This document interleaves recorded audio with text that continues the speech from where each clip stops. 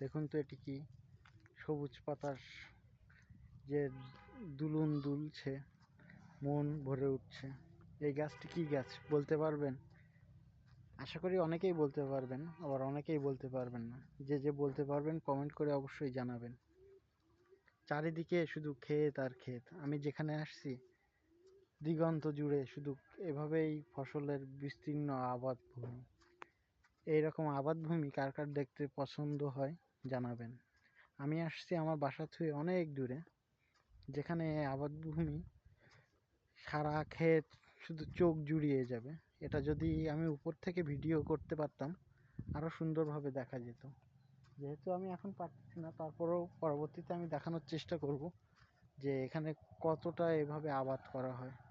যেদিকেই যাওয়া হবে শুধু এরকম আবাদ দেখতেই পাওয়া যাবে।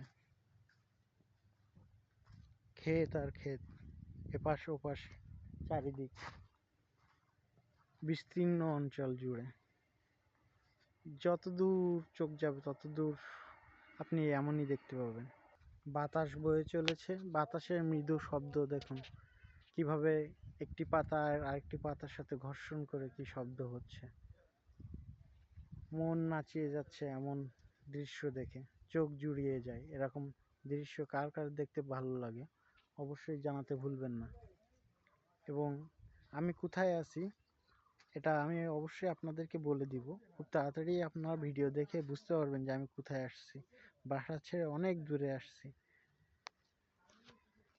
জীবনের লক্ষ্য, উদ্দেশ্য, গন্তব্য স্থির করতে হবে, তাহলেই সফলতা পাওয়া যাবে। আর সেই গন্তব্য স্থির করার লক্ষ্যে আজ আমি বাসা ছেড়ে এত দূর আসছি।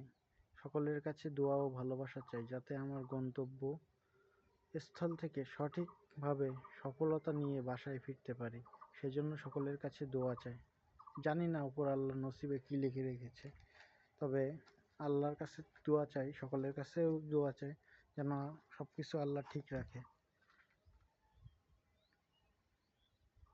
চোখ জুড়িয়ে যায় এমন দৃশ্য দেখলে।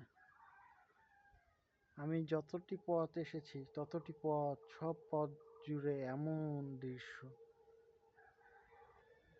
আমি আজ বিকালে হয়তোবা বাইরে বেরোবো, বের হলে তখন উপর থেকে কিছুটা ভিডিও করার চেষ্টা করব।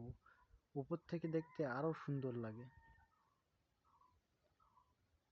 কি সুন্দর মৃদু বাতাসে পাতাগুলি দুলছে দেখুন, মনোমুগ্ধকর পরিবেশ। এই রোদালো তীক্ষ্ণ রোদে দুপুরে তারপরও মন ভালো লাগছে এমন পরিবেশ দেখে। সকলের কাছে ভালোবাসা ও দোয়া চাই।